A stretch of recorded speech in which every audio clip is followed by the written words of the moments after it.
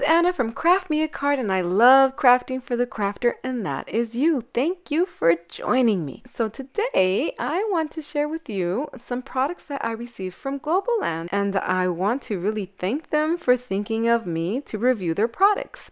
So here are the products that I received, and they come in this package, which is a very hefty envelope. So of course I needed to pick some metal dies. I'm on a no spend year, so this request came at a very good time for me. So the first die I want to share is this one that is a birdhouse. Who doesn't love birdhouses?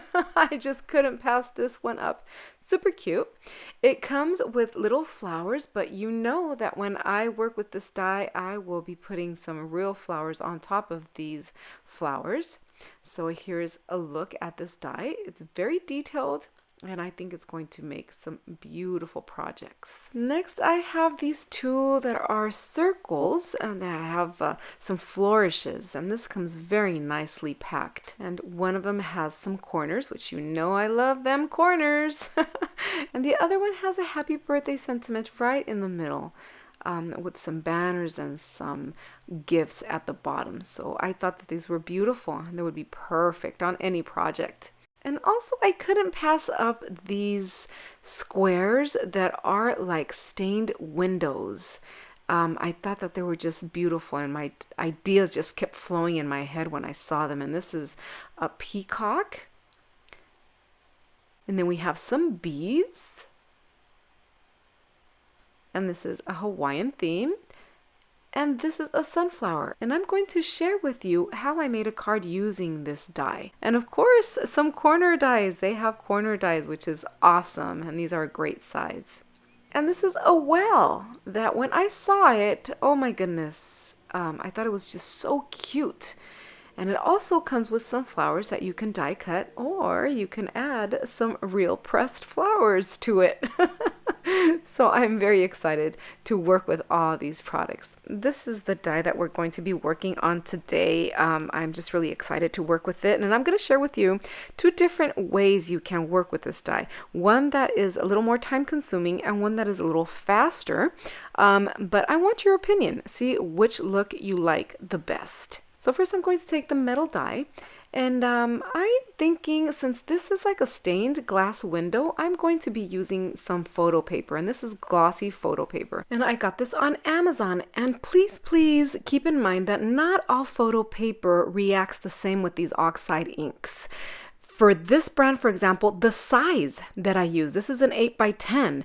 But the 8x11, it didn't react the same with the oxide inks. I just couldn't get the color to flow as easily. So try different brands, and I'm sure you will find one that gives these same results. So first what I do is I cut this sheet of paper in fours because I want to make the most of it. So first I'm testing out my oxide inks on this photo paper, because if you missed the video where I work with this photo paper and oxide inks, I will put the link for you. The color changes once you wipe it off.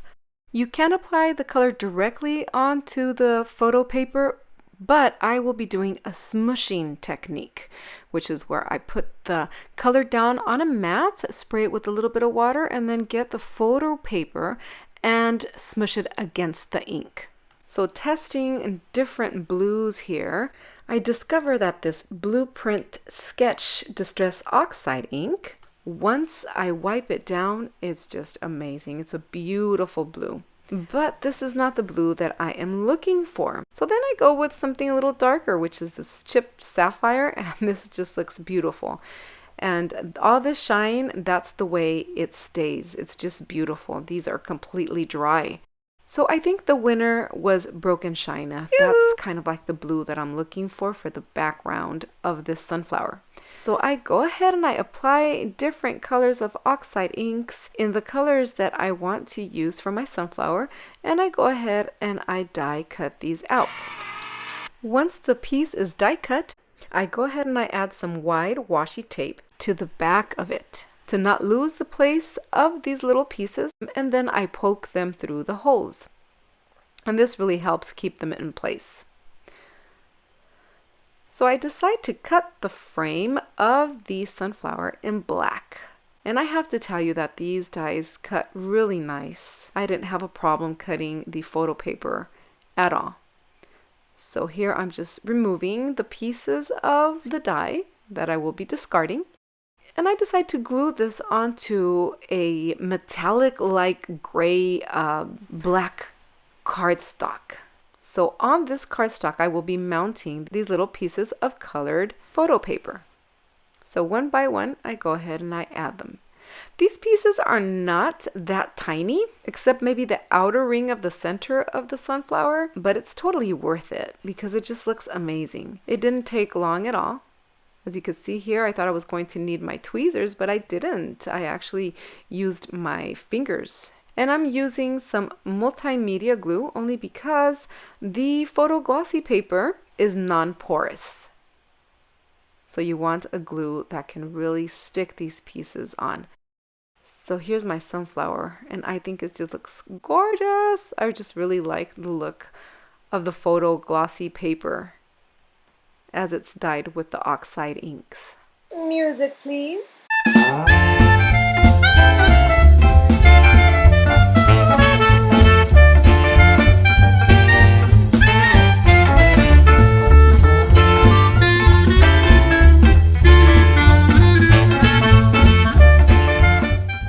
So this is going to be my main image here.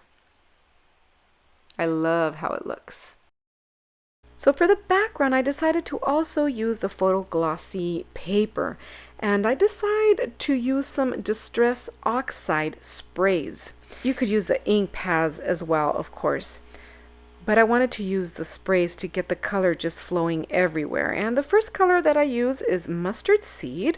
Then I go in with some Wild Honey. Then I finish it with Carved Pumpkin. And let me zoom you in here for a little bit.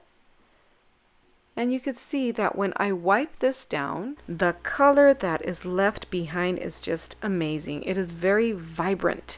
And what I love about this is that it looks like it's wet and this is completely dry. And just to add some splats of a darker color, I grabbed some regular distressed spray, and this is in Vintage Photo. And I just splat it, just add some splats here and there. I go ahead and I cut this piece 1/4 of an inch smaller than my card base.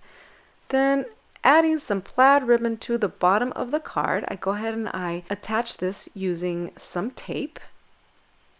Then again, using some multimedia glue, I attach this layer onto my card base, which I decided it to be also black. Using some multimedia glue, I go ahead and I attach the main image to the top center of the card. I make a little bow using the bunny ear technique, and I burn the edges just to avoid any fraying, and I glue it onto the card using my hot glue gun. This is silicone glue. And for my sentiment, I decided to print it out because I want to punch it out using this tag punch that you've seen me use it in the past.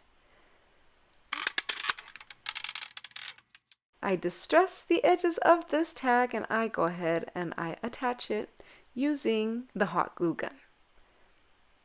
And this is my card. I think it came out beautiful, but for some of you, this might be a little bit tedious dealing with all these little pieces. And in all honest truth, it did take some time, but I do like the look of it. It seems to be more separated, and it looks kind of more like the glass, the stained glass look that I was looking for. But what if you don't want to deal with all these little pieces? So to get away from dealing with all these little pieces, all I did was the same process for this card, but instead of attaching it to a black card base, I went ahead and I attached this sunflower die cut to some glossy photo paper. And smushing some color onto my mat, I went ahead and I colored each one of the sections. Then I wiped off each one of these sections individually, and that worked great. It also gave it that look of the stained glass window, and it was less time consuming. So I just really loved how both of these cards came out. Please let me know in the comments if you see a difference, if you prefer one over the other. Which method would you use? Would you go through the trouble of creating these pieces that are encrusted in the die cut, or would you just color directly? Coloring directly was also a lot of fun. It was like color by number. So this is my project for today. I hope that you found some inspiration. I hope you create and be happy. I will make sure to leave the link to Globleland's website in case you're interested in purchasing some of these metal dies, and I will make sure also to share more projects using these dies. Thank you so very much for joining me. I invite you to please subscribe and hit the notification bell, like, and comment. All these things help to motivate me to bring you more crafty content. Thank you so much, and I will see you next time. Bye-bye.